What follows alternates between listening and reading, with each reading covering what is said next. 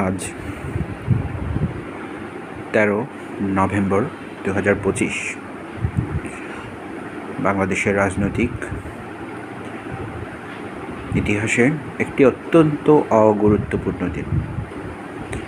অগুরুত্বপূর্ণ দিন এই হিসেবে যে আজ বাংলাদেশের প্রাক্তন প্রধানমন্ত্রী, যিনি তার বিরোধী পক্ষের কাছে স্বৈরাচারী শেখ হাসিনা নামে পরিচিত, তিনি বাংলাদেশ হতে পলায়নের পর আজ তার শাসনামলের তার অপরাধমূলক কর্মকাণ্ডের বিচারের রায় ঘোষণার তারিখ দেওয়া হয়েছে।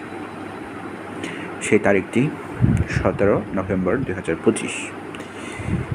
এই জন্য আজ সারা দেশে আওয়ামী লীগের আহ্বানে লকডাউন পালিত হচ্ছে এবং ঢাকা থেকে সারা দেশের বিভিন্ন স্থানে যানবাহন প্রায় অচল হয়ে পড়েছে, জনজীবন অচল হয়ে পড়েছে।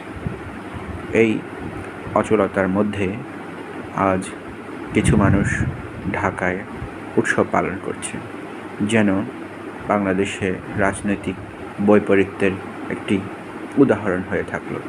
বাংলাদেশে যখন রোম পড়ে তখন নিরো বাঁশি বাজায়। এই বাঁশি বাজায় যারা, তারা নিরো মানে সম্রাট নিরো। সো এই আমাদের দেশে যখন একদল দেশকে পোড়াতে থাকে, আরেক দল বাঁশি বাজাতে থাকে, এই হলো অবস্থা। এই রাজনীতির মানদণ্ডে বাংলাদেশের গণতান্ত্রিক উত্তরণ হচ্ছে নাকি অবতরণ হচ্ছে? বাংলাদেশের রাজনীতির কোনো উত্তরণ হচ্ছে না।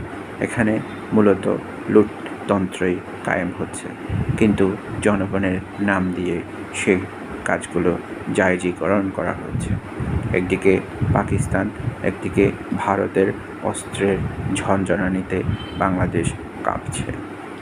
ভারতের হুমকি, পাকিস্তানের হুমকি, এবং আমরা তাদের বন্ধু হিসেবে ডেকে আনতে চাইছি আমাদের এই পরম ভালোবাসার ভূমিটিকে ধ্বংস করার জন্য। কারা তারা? যারা রাজনীতির নামে এই দেশে লুটতন্ত্র কায়েম করেছে। এই লুটতন্ত্র থেকে আমরা মুক্তি পাচ্ছি না, কারণ এই দেশে দুই ধরনের রাজনীতি খুব সক্রিয়, সেকুলারিজম এবং ইসলাম। কিন্তু কোনোটাই আসল ইসলাম নয়, কোনোটাই আসল সেকুলারিজম নয়।